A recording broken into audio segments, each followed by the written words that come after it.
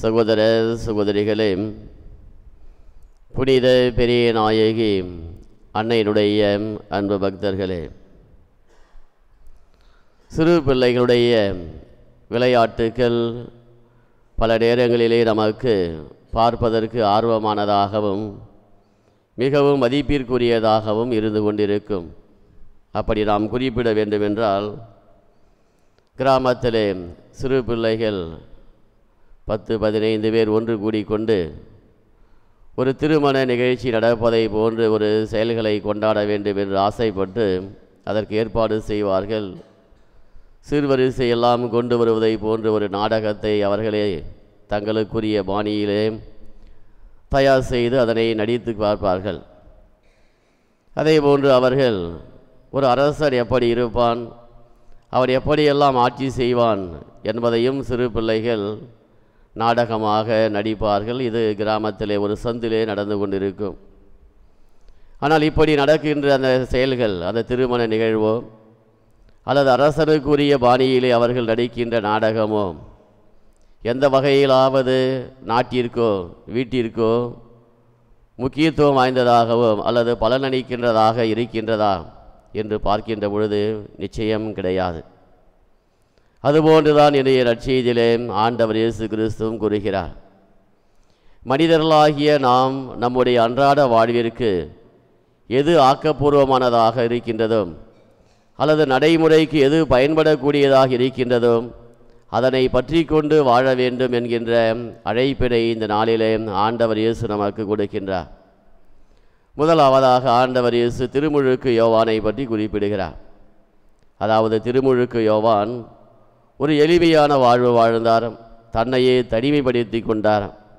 பாலைவனத்திலே வாழ்ந்து கொண்டிருந்தார். வெட்டுக்கிளியும் காட்டுத்தேனும் மட்டுமே தன்னுடைய உணவாக கொண்டு தோல் பட்டையை தன்னுடைய ஆடையாக அணிந்து வாழ்ந்து கொண்டிருந்தார். இருந்தபோதிலும் மக்களை நோக்கி மனமாறுங்கள், இறையரசு நெருங்கி வந்துவிட்டது என்று அவர் கூறிய பொழுது பரிசேயர்களும் மறைநூல் வல்லுநர்களும் இவன் ஒரு பைத்தியக்காரன் அல்லது பேய் பிடித்தவன் என்று கூறி அவருடைய வார்த்தைக்கோ அல்லது அவருடைய அழைப்பிற்கோ அவர்கள் முக்கியத்துவம் கொடுக்காமல் அதனை உதறி ஒரு பக்கமாக வைத்துவிட்டு அவர்கள் வாழ ஆரம்பித்தார்கள். அதே போன்று ஆண்டவர் இயேசுடைய வருகைக்கு பின் ஆண்டவர் இயேசுடைய பணிவாழ்வை நாம் பார்க்கின்ற பொழுது அவர் பாவிகளை வரவேற்றார், தொழுநோயாளர்களை குணப்படுத்தினார், பார்வையற்றவர்களுக்கு பார்வையளித்தார். இப்படி அவருடைய வாழ்நாள் முழுவதும் கொண்டாடக்கூடியதாகவும் அதே நேரத்திலே ஒவ்வொரு மனிதனுடைய வாழ்விற்கு முக்கியத்துவம் கொடுக்கக்கூடியதாகவும் இருந்து கொண்டிருந்தது. எனவே இப்படி ஆண்டவர் இயேசு அனைவரோடும் சேர்ந்து கொண்டு வாழ்ந்து கொண்டிருந்ததால் அதே பரிசேயர்களும் மறைநூல் வல்லுநர்களும் இவர் தாந்தோன்றித்தனமாக வாழ்ந்து கொண்டிருக்கிறார், இவர் எப்படி ஒரு மெசியாவாக இருக்க முடியும் என்கின்ற ஒரு கேள்வியை முன்வைத்து அவருடைய செயல்களுக்கும் பரிசேயர்களும் மறைநூல் வல்லுநர்களும் முக்கியத்துவம் கொடுக்காமல் போகின்றார்கள். இப்படியாக அவர்கள் தங்களுடைய வாழ்விலே பற்றி கொண்டு வாழ்வதற்கும் நடைமுறை வாழ்விற்கு தேவையான செயல்களை பற்றி கொண்டு ஏற்றுக்கொண்டு வாழ்வதற்கும் பல்வேறு வாய்ப்புகள் அவர்களுக்கு கொடுக்கப்பட்டது. ஆனால் இருந்த போதிலும் 2 பேருடைய வாழ்க்கை முறைகளுக்கும் 2 பேருடைய வார்த்தைகளுக்கும் அவர்கள் முக்கியத்துவம் கொடுக்காமல் சிறு பிள்ளைகளாகவே கடைசி வரையிலே வாழ்ந்து கொண்டிருந்தார்கள். தேவையற்ற சட்டங்களுக்கும் தேவையற்ற சம்பிரதாயங்களுக்கும் அவர்கள் முக்கியத்துவம் கொடுத்ததால் நடைமுறை வாழ்க்கையை அவர்கள் வாழ தவறி போனார்கள். எனவே இயேசுவிலே அன்புமிக்க சகோதர சகோதரிகளே, பல நேரங்களிலே நாமும் சமுதாயத்திலே பார்க்கலாம், ஒரு சிலர் வெட்டி நாயம் பேசிக்கொண்டே கடைசி வரையில் வாழ்ந்து முடித்து விடுவார்கள். இறுதியிலே அவர்கள் வாழ்ந்தது என்ன அல்லது அவர்கள் சாதித்தது தான் என்ன என்று பார்த்தோம் என்றால் ஒன்றும் கிடையாது.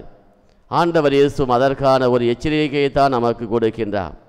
நாமும் அந்த பரிசேயர்களை போன்று ஏதோ பிறந்தோம், ஏதோ பேசினோம், ஏதோ விவாதித்தோம் என்று வாழாமல் மாறாக என்னுடைய வாழ்வு இந்த உலகத்திலே எனக்கு எந்த அளவிற்கு மாற்றத்தை அளித்தது அல்லது என்னால் பிறருடைய வாழ்விற்கு எந்த அளவிற்கு பலன் கிடைத்தது என்ற ஒரு சிந்தனையை சிந்தித்து நாம் வாழ்கின்ற பொழுதுதான் அந்த இறை ஞானத்தை நாம் பெற்றவர்களாக வாழ்கின்றோம்.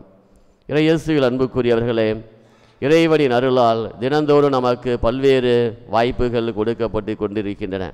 திருமுழுக்கு யோவான் வழியாக, ஆண்டவர் இயேசு கிறிஸ்து வழியாக என்று தொடங்கி நம்மோடு வாழ்கின்ற பல மனிதர்களின் முன்மாதிரியான வாழ்வின் வழியாக அன்றாடம் பல்வேறு புதிய புதிய வாய்ப்புகள் கொடுக்கப்பட்டு கொண்டிருக்கின்றன.